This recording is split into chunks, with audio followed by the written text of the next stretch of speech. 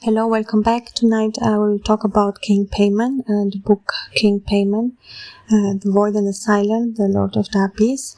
And the manuscript is ready, and I'm going to publish the book very soon on Amazon. And it has 745 pages. It is written in hymn form, and it is about King Paimon, no? And the poem or the hymn starts with a long poem which goes throughout the book, and the poem is called The Whispers of the Abyss, and it represents the abyssal power or the representation of darkness or the abyss. No, we talked about the black mirror or different aspects of Paimon that represent his power or like symbols of his reign. No, in other recordings I talked about the different meanings, the different parts of Paimon, different elements, different symbology, the symbols.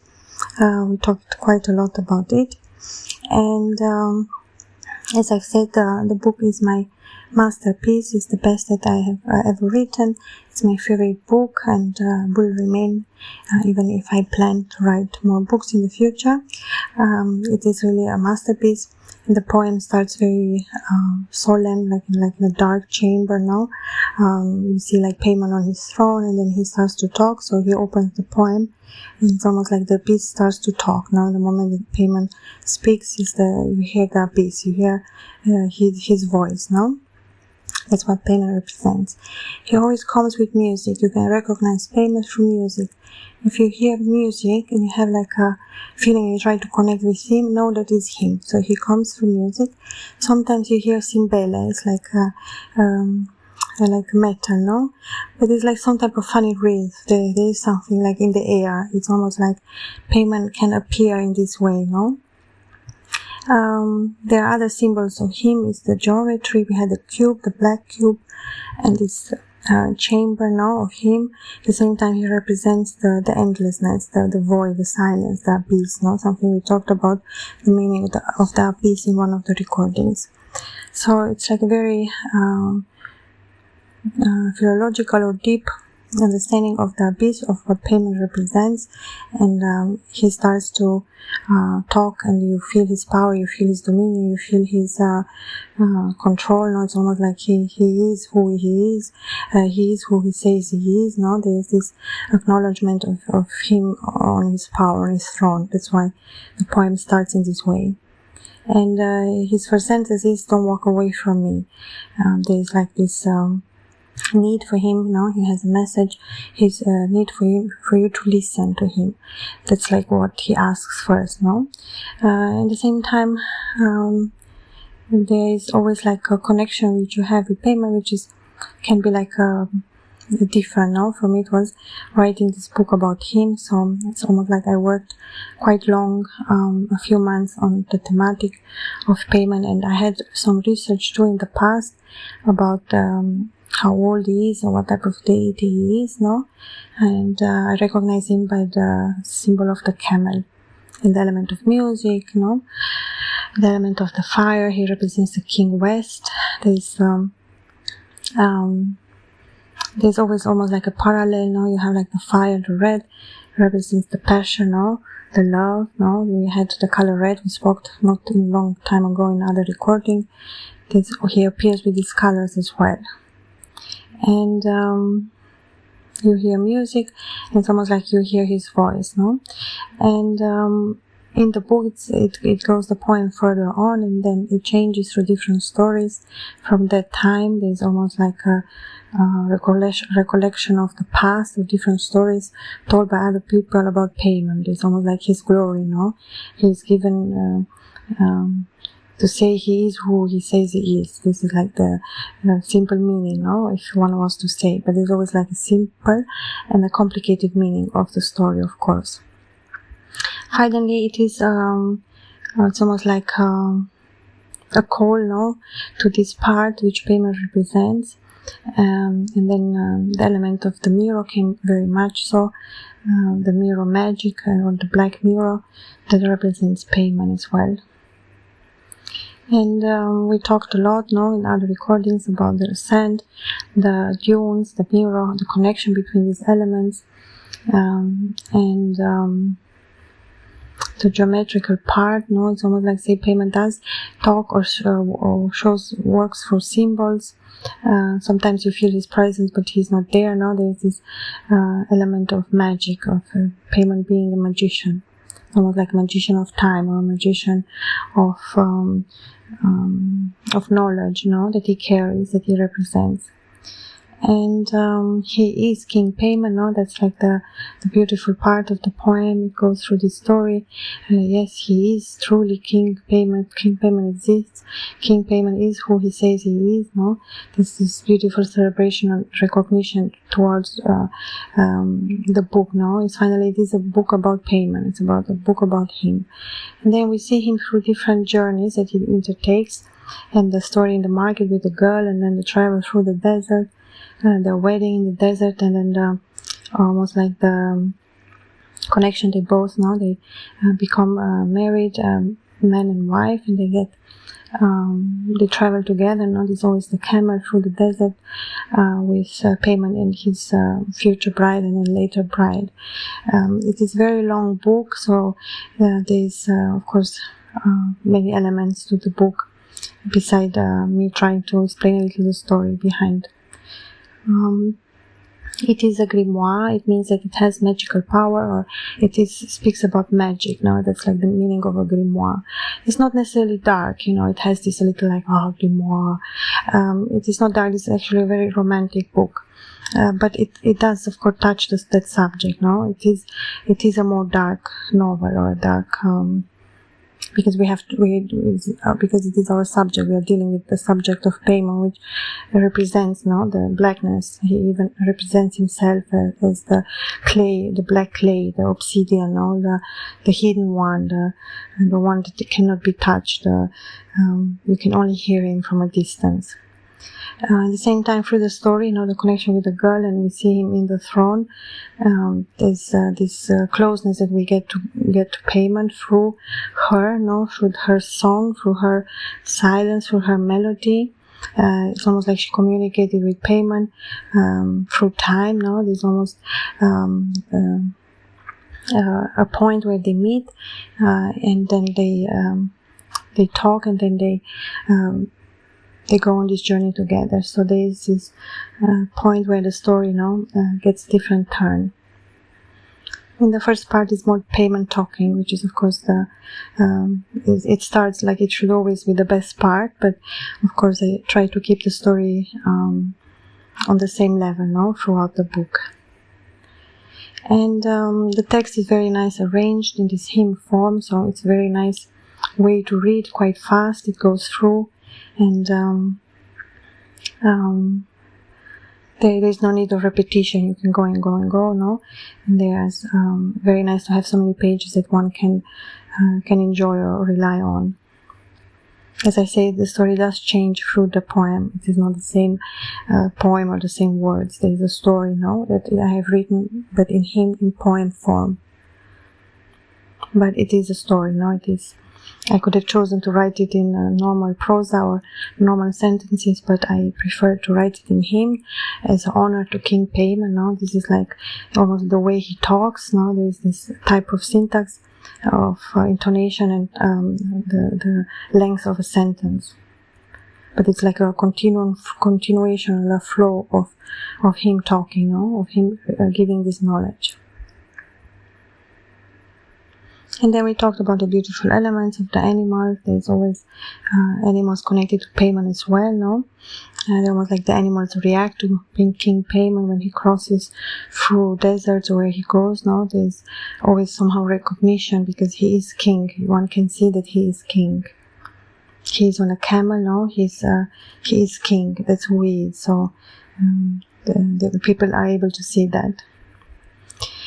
And we talked even about the name Paimon, what the symbolistic of the numbers and of the letters in his name. Now we try to look a little like the hidden aspects, almost like doing some type of reflection through a mirror, almost like getting some type of answers, that were like interesting, or an interesting exercise.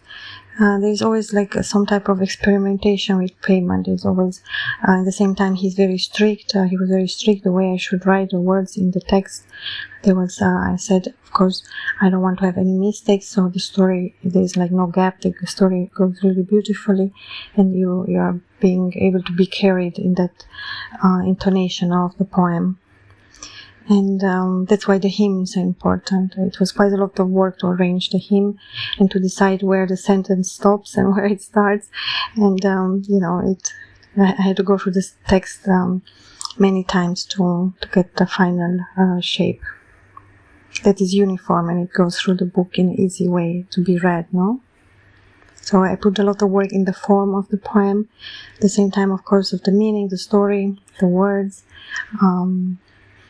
this hymn form too, that has more like concentrated on vocals and strong consonants, and there's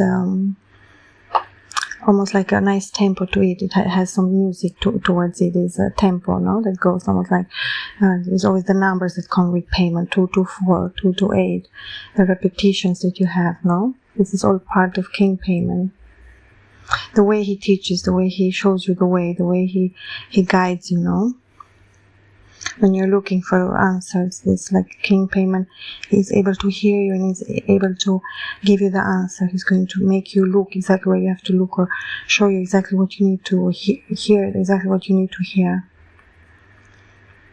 It's almost to say, well, he's so powerful, even his presence enough. As I've said, King Paimon doesn't have to do this. He is, his role is not a little role. I mean, you always have to understand the level of King Paimon before you talk about King Paimon. Otherwise, everything, it's almost like trivia, like it is high level, but it's not understood. It's profane, no? When one speaks about King Paimon, it's always at high level or highest level. It's another message, of course, he is King Paimon. There's always a repetition that's necessary, okay? It's low, it's like, it is he who he is, no? And he goes like, through the book, now sometimes it comes his voice and you hear him talk, which is a nice part. Then there's the journey in the desert when he's with a girl, with his future bride, and they have dialogue, they talk about different, elements of the journey, and then there's very beautiful dialogue between them. Then we have different poems, vows written between them. It's always like it goes even more into the love story, and then there's a continuation of that love story, of course. It does start, as I've said, quite differently than it ends, no? So it's almost to say, well, the book, of course, has a beginning and end, and there was a transformation, no? There was, with Paimon, to say it's always a transformation, or always something is given. He always gives. He's very, he's happy to give. That's his quality. He is king. He has, and he wants to give. And the only thing he asks, almost to say, it's silence, no? So that you are able to hear him. And there's a few acknowledgements that he has to do. It's a very beautiful way how he represents himself, no? And I've seen, as I've said, even through his appearance, you already notice, or through his energy or the way he looks, that it is King Paimon, no? Like you understand even in the poem, the moment he starts to talk, that it is Paimon, or he accentuates his name, or he ends the poem with his name, or he speaks, no, you know it is his voice, the one talking. And then there are other stories told about King Paimon, and then there's the dialogue between him and the bride. So it's almost like even the communication, now it changes, it gets more. So it's almost like, well, it does start with silence, but in that silence there is this even that meaning of the book. In that silence, the silence is not silent. There's a lot to be told. There's a lot that King Paimon knows, that King Paimon holds the knowledge. He has the power, So he has, almost like he has the black cube, or he carries the black magic, or black cube of magic, of the fire, of the element of transformation, of the clay, of time, of never gone, always here. It's almost like he appears like this good father, no, that wants to honor you, to give you. And it's a very beautiful quality of Paimon. As I've said, Paimon is very much connected to the camel. If one understands the quality of a camel, you get very much a lot of information about how Paimon is truly. Not to be mistaken for who he is, you know. It's almost, he always makes a distinguish. That's like King Paimon dialogue. You will say something, there will be a better answer, and then he will get from you a better idea, no? He always elevates. It always goes from 1, 2, 3. Sometimes even if it goes zigzag, doesn't matter. It's always like there's always elevation. It goes to the next level, no? Of King Paimon knowledge. It's like you open a door and then you open another door, and then they say where there is no door, you know. He's this type of teacher. It's like one has to understand Paimon's humor or Paimon magic, the way he does it, because it's correct, you know. It's the way he has to do it, but you have to understand how. So he does challenge, you know. He does challenge. You have to listen to him. It's like, okay, I had to go through the book many times to make sure the text was the way almost he wanted. I wanted to, of course, so I wanted the best, no? And I tried to keep the same rules through the book, the punctuation, almost like there are no 2 points. There's something, punctuation doesn't look good in text, I had to delete. Then, you know, where he appears, his name, sometimes even if it's big letter or little letter, it makes a difference, of course, in the poem, no? Sometimes it's long sentences. So the punctuation too is important. And then I did a reading from the book as well. No, I mean, it's almost like, well, it is a masculine voice. King Paimon is a male, and it is a very deep. His voice is very deep and very like an echo, like a deep echo. No, and but it has this form as in the hymn, as in the poem. These shorter sentences. But it's always like, it goes like in faster or harder or stronger sentences that he repeats or he says in louder voice. Sometimes you hear him louder, sometimes you hear him not so loud, you know. And there is this element of dripping water as well. There's element of magic always when Paimon appears. You either hear water dripping or you hear some sounds of music that you never heard. There's always something new because his creation is almost new. Every time he speaks is new. Almost like he does repeat himself, but it's for intonation, it's for a certain purpose, no? His words gain more power. He's very powerful through his words. That's what King Paimon is. And he's in a way teaching lessons, no? Paimon is teaching lessons. Paimon is showing things that only he knows.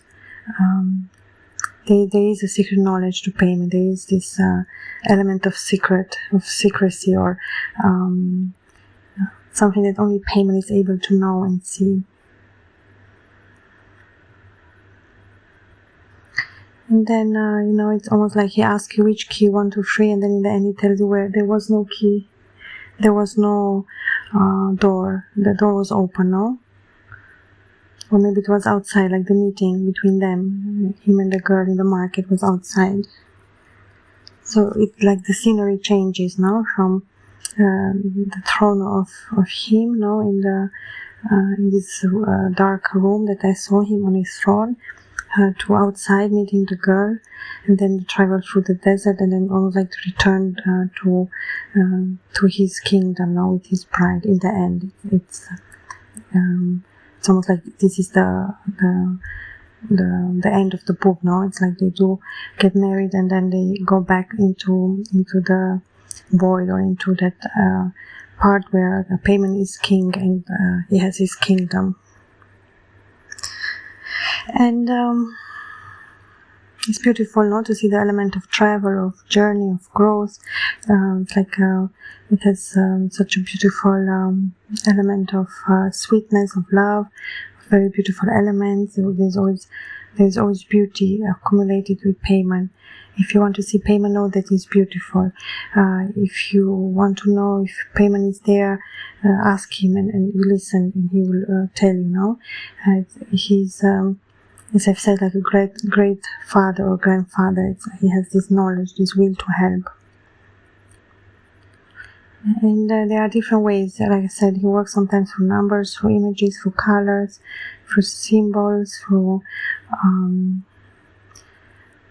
the voice. Of course, the voice is the main one, no, the most important.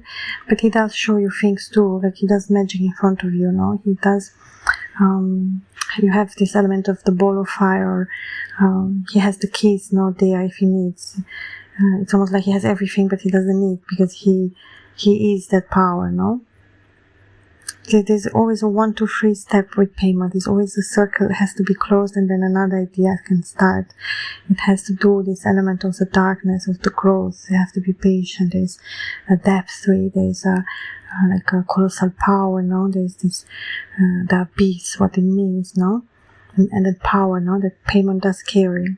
So it's very, well, powerful. It's like a full elevation, no? You see Paimon on his throne. If you can imagine him in black robes with a black crown, sitting on this black obsidian throne, no?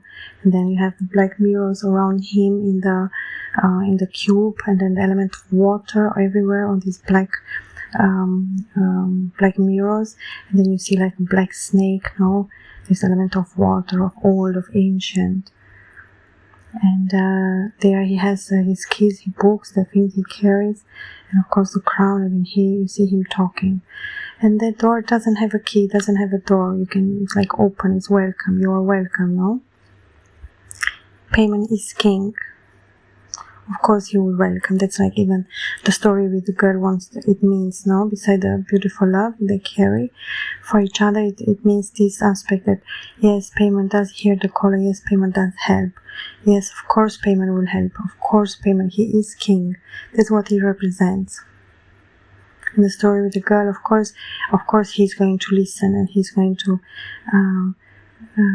almost like because he represents silence, and she carried that silence, and it's almost like she understood him and he understood her silence, like they spoke the same silent language, no? Like their love was stronger than simple words. Like the words could not carry the depth of their love, no? And there's always this mix between them. There's the song and the silence. There's always the question and the answer. There's the dual partner, no? It's almost like she is his dual, no? They are mirroring each other in that way. So whatever Paimon carries, almost to say, she too, no, is a part of that, and what she carries is for Paimon as well, no?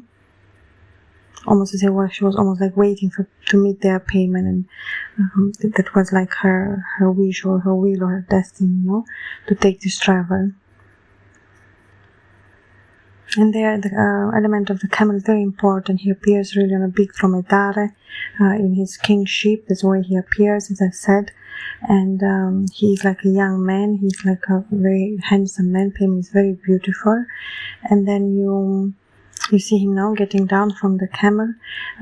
It's almost like he gets away from his position, no, for her, and they have this beautiful contact, beautiful discussion, and then she's invited by him to go on the journey together. And it was her whispered wish, it was her silent wish that Paimon was able to hear and fulfill. And that's the point. Yes, of course, King Paimon. Of course, no? He is king. King Paimon is who he says he is. King Paimon is King Paimon, no? And his name, Paimon, it's almost like you have this balance, 3 consonants with 3 vocals. You have the M in the middle, the P in the beginning, N in the end, no? You have I, E, O. So you have 3 vocals and 3 consonants, and it's very, it does represent numerology as well. You have like 2, 4, 6, 8, there is this element of duality to payment, this double number that you're able to see. And I see to the number 8, that wants to say, well, there's a symbological meaning to the number 8 that is connected to payment. Of course, the others as well. There's a beautiful meaning to that number and letter, or the numbers that appear in general with payment. And it does have this element of the tempo of the music, of the number, of the words. There's almost like a technical part that payment carries as well. And you hear that this metal, when it appears, is a metal sound. It's like a tring-a-ling-ling. It makes like sound like a bell, and it's like a very funny music. It's a joyful, it's celebrations. Like I said, it's always celebration where payment comes. It's always good news. It's always more than expected, something beautiful. King Paimon does carry this seed, this help within, that quick solution, a great idea, something new, something hidden, but it's always beautiful. So it is through the poem, it's almost like you get closer to Paimon and you're able to almost understand who he represents and what qualities one can love in Paimon, or what qualities can be seen, more like maybe too serious. There's this element of Paimon always be about teaching. He has this element of teaching very, very strong. But his words are very wise. It's all worth it. When you listen to him, it's all worth it. He will give you more, So there's, of course, you say yes to King Paimon, So there's the invitation. Of course, it's a yes. Of course, Paimon is going to help. Of course, Paimon has the answer. Of course, Paimon has the idea. Of course, Paimon knows, And the first recordings we have made about thematic too were quite interesting, about the mirror, the void, the silence, and the different aspects of Paimon that we tried to understand through this recording, talking about the book King Paimon, the Lord of the Silence, the Lord of the Abyss. It is a book written by Anais Giulia, and you can find it on Amazon. I'm going to publish it very soon, and it is a very thick book. It has 745 pages. It is like a hymn to Paimon, like an honor work, like my masterpiece, as I call it, for King Paimon, and that for others too as well to read, of course. I hope you enjoyed this recording. Until next time, bye.